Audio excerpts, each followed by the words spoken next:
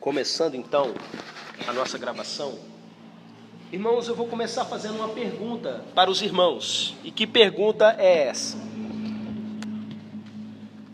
Eu quero que vocês me deem uma resposta mesmo. Quem quiser falar vai levantar a mão. Imagina num grupo de uma igreja pequena. Quem aqui já fez parte de uma igreja que reunia com menos de 20 pessoas? Levanta a mão. Alguns irmãos vão visualizar bem a cena. Imagina uma igreja que vai no máximo 20 pessoas. E de repente um desses 20, ele não foi no domingo à noite, ele não foi na quarta-feira, ele não foi no domingo de manhã, e ele não foi na quarta-feira, no domingo à noite de novo. Quem você acha que pode sentir a falta desse irmão? Todo mundo? Você acha que o pastor, diretamente, que está vendo a igreja lá da frente, ele vai conseguir sentir a falta do irmão que faltou, se são 20? Pode ser bem sincero, tá, nas perguntas que eu vou fazer. Imagina uma igreja que reúne com 90 a 100 pessoas. A gente já foi um grupo aqui que reunia com 70, dia de festa chegava quase 100, não é? Com gente nas janelas. Imagina num grupo desse tamanho, uma pessoa, aconteceu exatamente isso. Ela parou de vir, a gente não tem informação, ela não ligou falando nada, nem nada disso. Você acha que o pastor que está lá na frente, todo culto, ele tem condições de saber, se fosse você no lugar do pastor, num grupo de 100 pessoas, de 90 a 100 pessoas, você acha que no meio dessas pessoas o pastor conseguiria perceber alguém que não veio em uma semana no culto? Você conseguiria, né? Com 100, outros irmãos não. Normal. Tem irmãos que têm uma percepção maior de fisionomia e tal, um nível de concentração para isso. Outros não. Alguns de vocês, se fossem pastor, iriam perceber. Outros não. Ok. Imagina um grupo de pessoas reunido, então, com o dobro disso. 200 pessoas. Um culto de domingo à noite, 200 pessoas. Uma pessoa vem frequentemente. E de repente, uma dessas pessoas não apareceu no culto. Você acha que o pastor vai conseguir perceber? Seja sincero. No grupo pequeno foi dito que todo mundo ia perceber. E no grupo de 200 pessoas, não de 20, mas de 200 pessoas, você acha que as pessoas ao redor vão perceber isso com facilidade se alguém não mostrar? Se alguém não tiver um relacionamento próximo, essa pessoa só frequenta. Não? E uma igreja do tamanho da nossa, meus irmãos? Não precisa nem responder, né? Porque se com 200 já não conseguiria, imagina uma igreja do tamanho da nossa.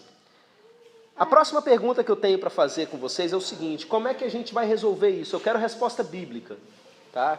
Porque existem igrejas, por exemplo, começou nos Estados Unidos e hoje tem em tudo quanto é lugar do mundo, que tem métodos de gerenciamento empresariais. E eles colocam um código de barras para cada crente. Eles fazem um cadastro no primeiro dia que a pessoa vem e ela vai lá e passa um código de barras toda vez que ela vai no culto. Então eles puxam no computador e já sabem quem está frequente no culto, quem não está, quem vem no domingo de manhã, quem vem só na quarta-feira. Entendeu? Eles têm todo um sistema computadorizado, câmera já mostrando para poder mostrar onde sentou o irmão fulano. Eu quero resposta bíblica. O que a gente faz para dar falta dessa pessoa e acompanhar essa pessoa? Oi? Comunhão. Como é que você faz uma comunhão de 300 pessoas? Né? Em grupos. Ela falou ali célula. Eu estava evitando começar direto com célula, porque a gente tem, na nossa igreja, pessoas que têm uma aversão à mudança, muitas pessoas, na verdade, né? E tem medo da palavra célula. Se você usar outro nome, tem igreja, por exemplo, eu fui numa igreja que eles não chamam de célula, eles chamam de noob. Porque se chamar de célula, o pessoal arrepia logo, né? Pequenos grupos, grupos de comunhão, tem diferença, né? Grupos no lar. Tem um agora chamado Casa da Paz, que é um tipo de célula com um tempo determinado para existir, né? Mas, meus irmãos, eu quero que você pense, biblicamente, a solução de Deus para problemas de gerenciamento. Deus, quando tirou o povo do Egito, existia mais de 1 milhão de pessoas andando a pé com os seus bois e pertences, andando no meio do deserto. E Deus levantou um homem para poder fazer essa tarefa. E esse homem, ele era porta-voz de Deus no meio do povo. É o padrão de Deus. No Antigo Testamento e no Novo Testamento, Deus levanta uma pessoa, a pessoa guia o povo. Mas olha o que aconteceu. Chegou um ponto que Moisés levantava de manhã e vinha gente para trazer problema para ele. Eu fico imaginando que algumas leis que surgiram, não é, veio justamente dele consultando a Deus por situações de problemas que aconteceram. Por exemplo, se o homem tiver 2 esposas, não coloque as 2 nuas na mesma cama ali, senão vai dar um problemão danado, vai ficar uma briga. Confusão é a palavra que é dita. Como é que para escrever uma lei dessa? Aconteceu alguma coisa. Se 2 homens estiverem brigando, a mulher vier separar a briga, ele não pode chegar e botar a mão, ela não pode botar a mão nas partes íntimas do outro e sair puxando, porque isso é problema, né? Não deixe fazer isso. Como é que uma lei dessa surgiu, meus irmãos? Algum problema desse tipo aconteceu. Imagina Moisés o dia inteiro falando, olha gente, então agora perguntei para Deus, a lei é o seguinte, não pode, separar a briga desse jeito não pode. Se vira, pega um pedaço de pau, faz aí alguma coisa, mas isso aí não pode acontecer. Chegou um momento que Moisés acordava de manhã, ficava o dia inteiro orientando o povo, aconselhando o povo o tempo todo. E o sogro dele, depois que chegou, começou a olhar aquilo, rapaz, tem alguma coisa errada nisso aí, você não vai dar conta disso não, cara. Você vai morrer. E o sogro de Moisés chegou para Moisés e falou assim, olha, escuta o que eu vou te falar, isso aqui é de Deus. Você precisa escolher, entenda, não é eleição, é o líder que escolhe, olha o princípio bíblico, repetido em vários momentos, inclusive no Novo Testamento. Você vai escolher pessoas para te ajudar. E essas pessoas, você vai ter um grupo que lidera um grupo grande aqui, desse grupo tem outras pessoas que lideram grupos menores, ou seja, ele divide em grupos menores para gerenciar melhor. Então a orientação que vem de Deus, e Moisés começa a colocar isso em prática, é que para gerenciar um grupo grande, para resolver problemas de multidão, você precisa dividir em grupos menores. E aí, meus irmãos, vai e continua andando na Bíblia. Surgem as tribos, não é? As tribos começam a se organizar quando chegam na terra prometida. Governos locais mesmo. Vai indo, para a gente não ficar só ali no Antigo Testamento, não é? Vai para o Novo Testamento. Pensa numa situação difícil de gerenciar com muita gente. Quando Jesus começa a multiplicar pães. Tem uma multidão lá de milhares de pessoas. E aí ele tem 5 pães e 2 peixinhos que de repente viram milhares. Jesus manda fazer uma coisa, ao invés de sair simplesmente distribuindo. O que ele manda fazer? Quem se lembra? Manda dividir em grupo e sentar todo mundo. Qual é o princípio espiritual que a gente tem? Para gerenciar a multidão, divide em grupos menores. Aí começa a história da igreja. O Espírito Santo vem sobre a igreja e começa a fazer aquilo que Jesus tinha prometido, guiar o povo a toda a verdade. E aí, depois do batismo no Espírito Santo, o que o Espírito Santo leva as pessoas a fazerem? Elas se reúnem na multidão, ok, a multidão existe. A multidão no dia de Pentecostes vira milhares de pessoas, de 120 vira 3.000, meus irmãos. E de repente, uns dias depois, aumenta mais ainda. Como é que os apóstolos faziam para cuidar desse povo todo? Jesus disse, fazei discípulos. E eles aprenderam a ser discípulos com Jesus, daquele jeito que um discípulo fazia na época, andando junto de Jesus. Imagina, 5.000 cabeças andando atrás de Pedro. Imagina, 5.000 pessoas andando atrás ali, daqueles 12 apóstolos. Não tem condição. O que eles começaram a fazer? Eles se reuniam para a doutrina dos apóstolos, a pregação pública.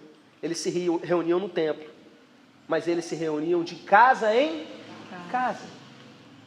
Porque esse é o princípio de cuidado que a Bíblia ensina.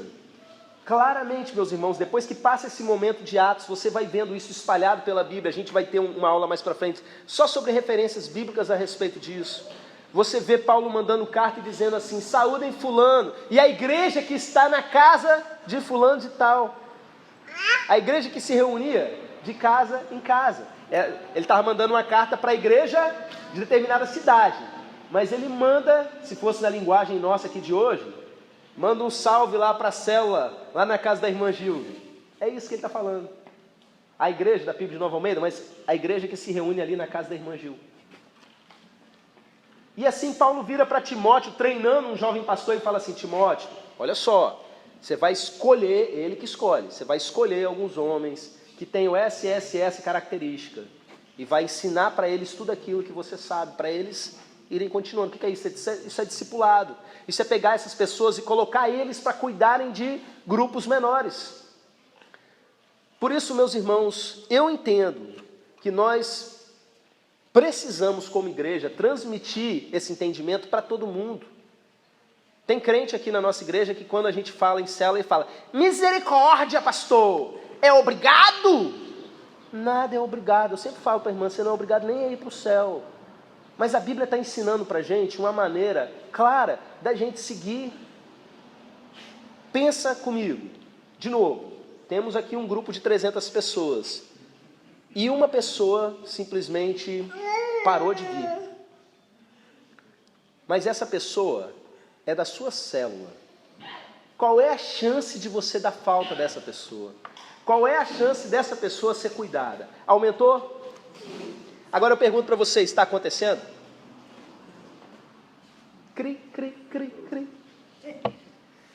Eu vou explicar algumas coisas para vocês. Está acontecendo sim, mas não está ainda da maneira como a gente precisa. Eu vou explicar justamente isso. E antes disso eu quero falar para você que é líder de célula, tá? Muitas vezes a gente traz um ensino aqui e você pode se cansar do pastor e achar que eu estou pegando no seu pé e coisas desse tipo e acabo desanimando o seu trabalho por mostrar para você o jeito certo de fazer. O seu trabalho ele não é vão no Senhor. Eu não quero com isso diminuir de maneira alguma aquilo que você tem feito pelo reino, muito pelo contrário. Eu estou aqui para dizer, continua meu irmão, seja firme, seja constante, sempre abundante na obra do Senhor, sabendo que o seu trabalho ele não é vão no Senhor. Deus está vendo o seu esforço, Deus está vendo aquilo que você está fazendo. Mas eu te digo, Ele quer te ensinar algo mais. Ele quer quebrar o seu jeito de eu sempre faço desse jeito, está dando certo do jeito que eu faço, e mostrar algo além para você.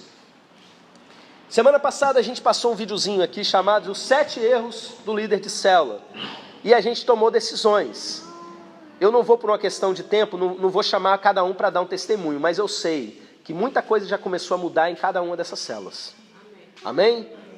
Tem reuniões para tratar de multiplicação marcada, tem café da manhã especial fora do dia da célula marcado, não é? Tem uma porção de coisas, visitação começando a acontecer, não é? Essa semana lá na nossa, né, o irmão Rogério, a gente teve um canjicão especial. Já vamos ter uma reunião que eu vou falar para vocês aqui individualmente, depois já estou eu contando aqui, dando testemunho, né? Não é para fazer isso. Mas, meus irmãos, existe algo mais que a gente precisa fazer.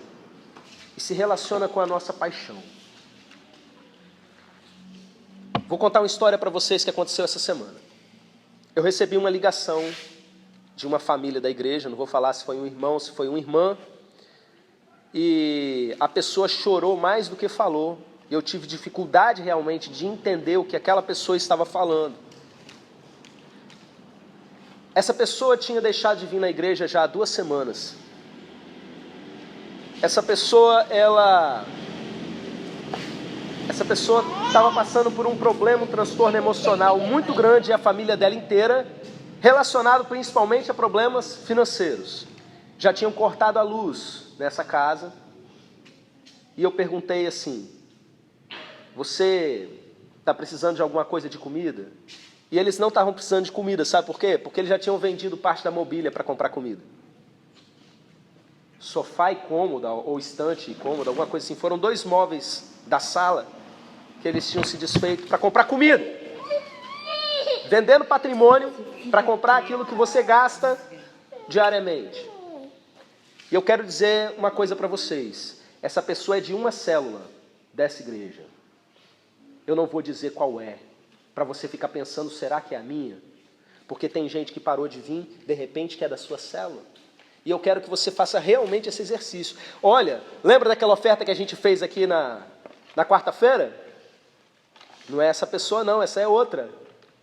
Não foi por causa dessa pessoa que a gente fez a oferta não, é outra. Essa pessoa pertence a uma célula e pode ser a sua. Será que é a nossa, Rogério? Será que é a sua, Tito? Será que é a sua, Gil? Será que é a sua, Fernando? Pensa. Faz assim, aquela listagem. Pim. Tava todo mundo? O que eu quero dizer para você com isso, meu irmão? Num grupo de 300 pessoas, alguém que faltar numa igreja em célula precisa ser notado. Só que a gente só vai conseguir fazer isso com uma outra coisa, que tem a ver com aquilo que a gente conversou agora na mensagem. Abra sua Bíblia em Êxodo, capítulo 32.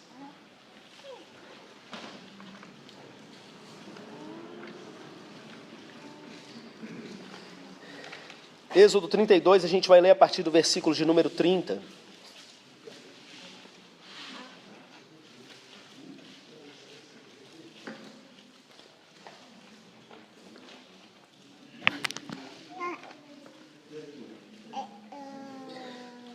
Êxodo 32, 30, lemos assim.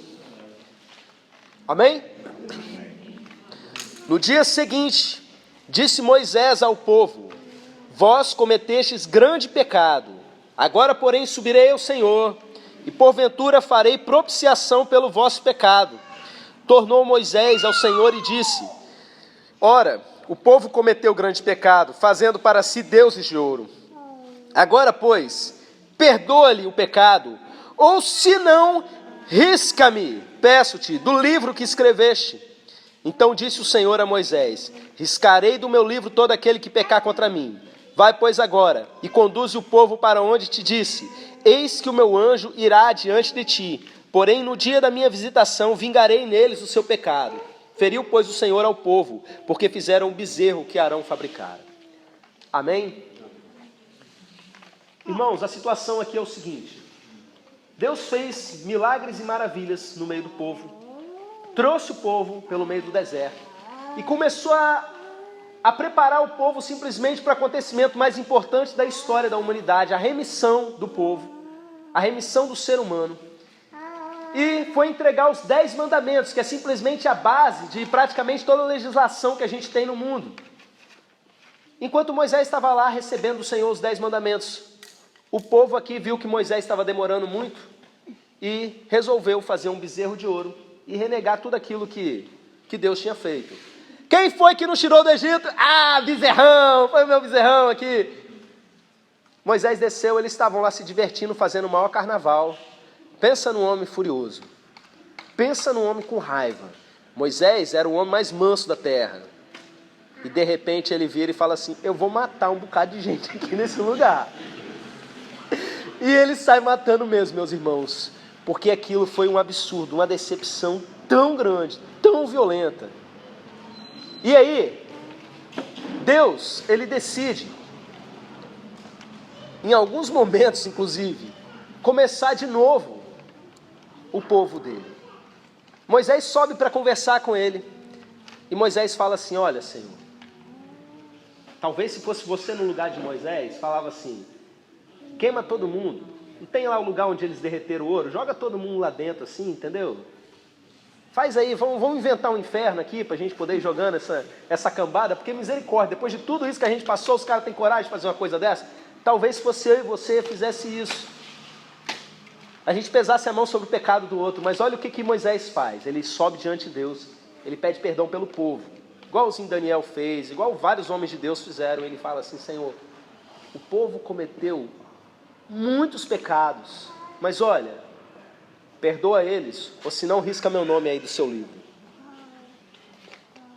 Pensa a macheza do homem de virar para Deus e falar uma coisa dessa. Tipo assim, Paulo faz isso depois também, tá? Ele prefere ter o nome dele riscado do livro. eu acho que essa é a primeira referência ao livro da vida que a gente encontra na Bíblia inteira. Moisés, vendo aquele monte de coisa que Deus mostrava para ele lá do outro lado, né? Ele fez na terra réplicas de coisa que ele via no céu. Ele provavelmente viu um livro, o livro da vida.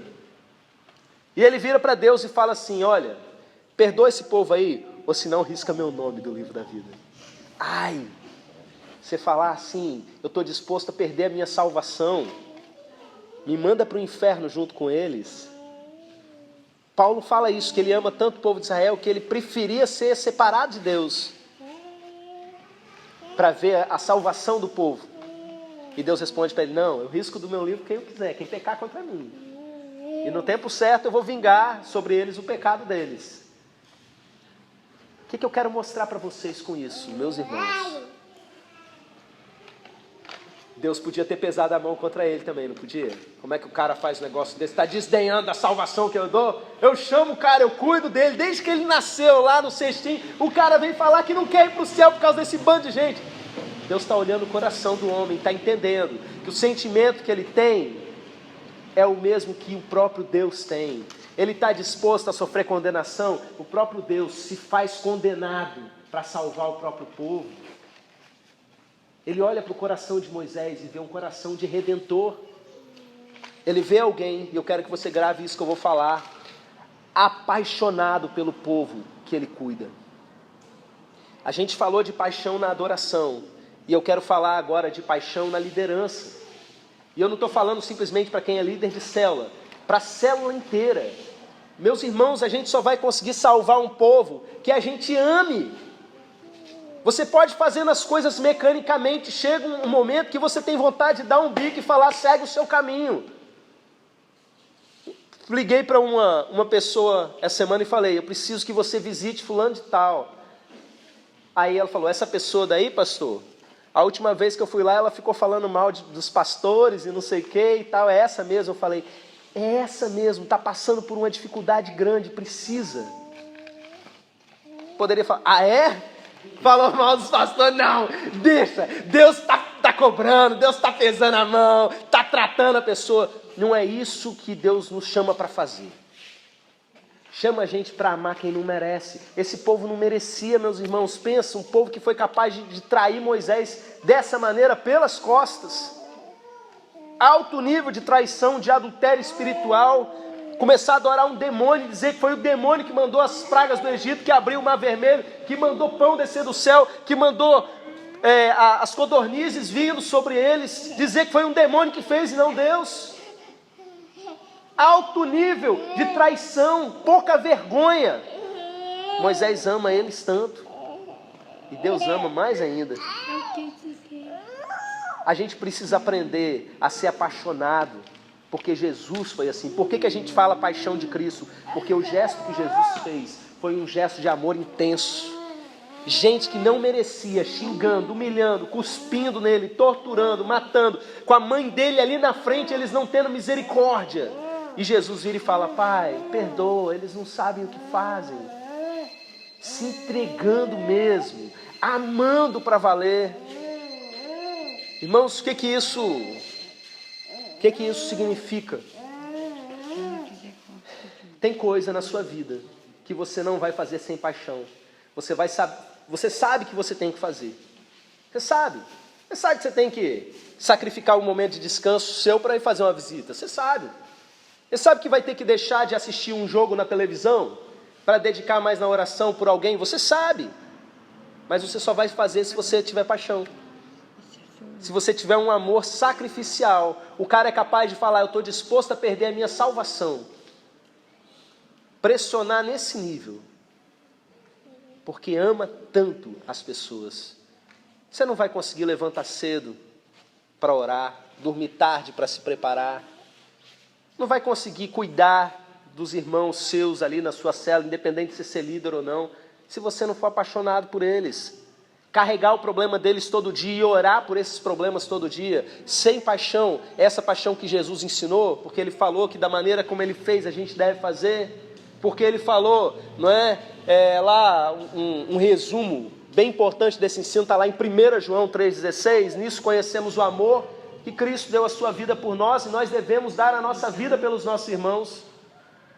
E dar a vida pelos irmãos, meu irmão, não é simplesmente entrou um bandido aqui na igreja, eu vou matar um.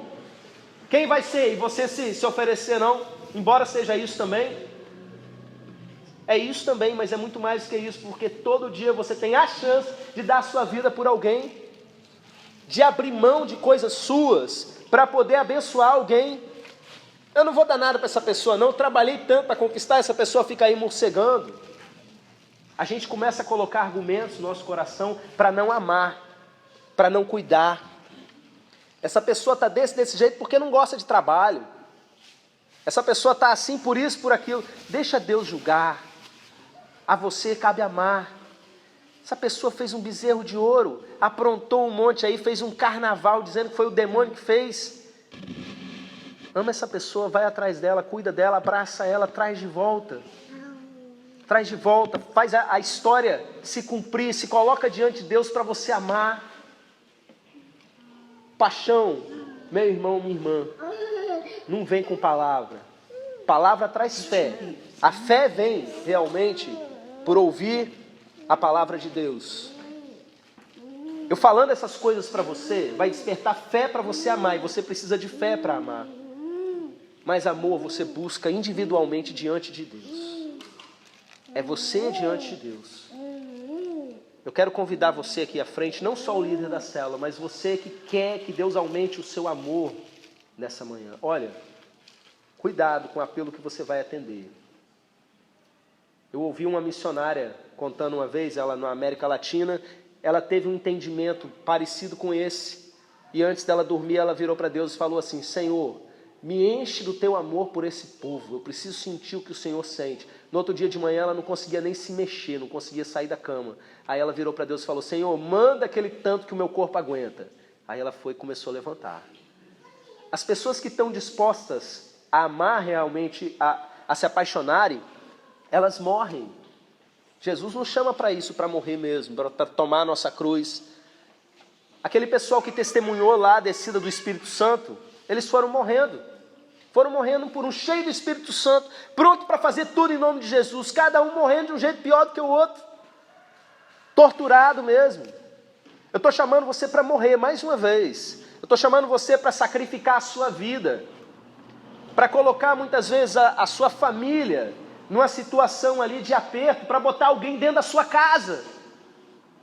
Eu tenho um grande amigo meu, num morro lá em Vitória, que ele tem uma unção para ganhar criança para Jesus e adolescente para Jesus. Quantas vezes eu vi esse cara ao longo dos anos, pegando menino envolvido com droga, botando dentro de casa, menino em situação de risco social e botando. Eu me lembro de um deles, eu encontrei ele muitos anos depois, quando eu estava viajando de lua de mel, ele com um emprego fixo no aeroporto, já casado, já um homem de Deus, mas eu me lembro dele novo. O pai e a mãe não sabiam que ele estava envolvido com droga, e esse meu amigo, porque ele ama, ele pegava esse menino, botava dentro da casa dele. Mas eu não vou mexer na minha privacidade, eu não tenho dom da hospitalidade, a Bíblia manda a gente ser hospitaleiro, não tem para onde correr, você tendo dom ou não.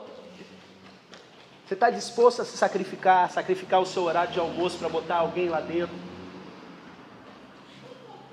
Eu quero convidar você que quer despertar paixão pelos seus irmãos e deixar que isso motive as suas ações, no seu evangelismo aqui na igreja, em cada coisa que você tem que fazer nos seus ministérios, no seu trato com o próximo. Eu fico pensando, meus irmãos, um grupo como esse que está aqui, apaixonado pelo próximo. Você acha que a gente dá conta dessa fileira aqui que está vazia?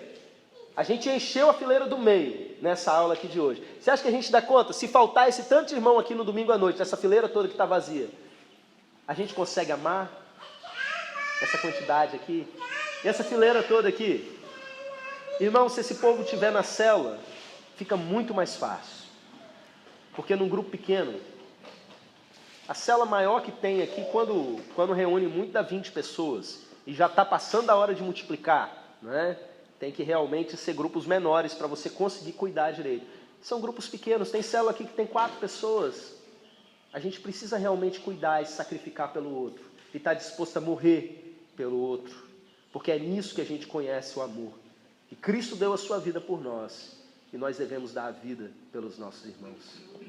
Quem quer atender esse apelo, eu vou colocar um pouco de óleo sobre a sua cabeça e vou pedir para Deus arder o seu coração por amor ao próximo nessa manhã. Todo mundo se coloca de pé e quem quer atender o apelo, vem aqui à frente.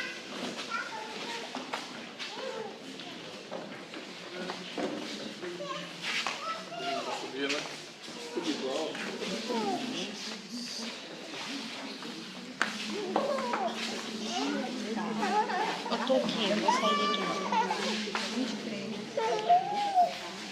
Eita glória! Aleluia. Glória a Deus.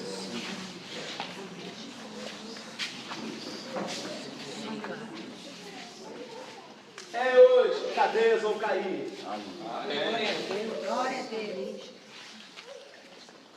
Junta mais aqui assim, ó.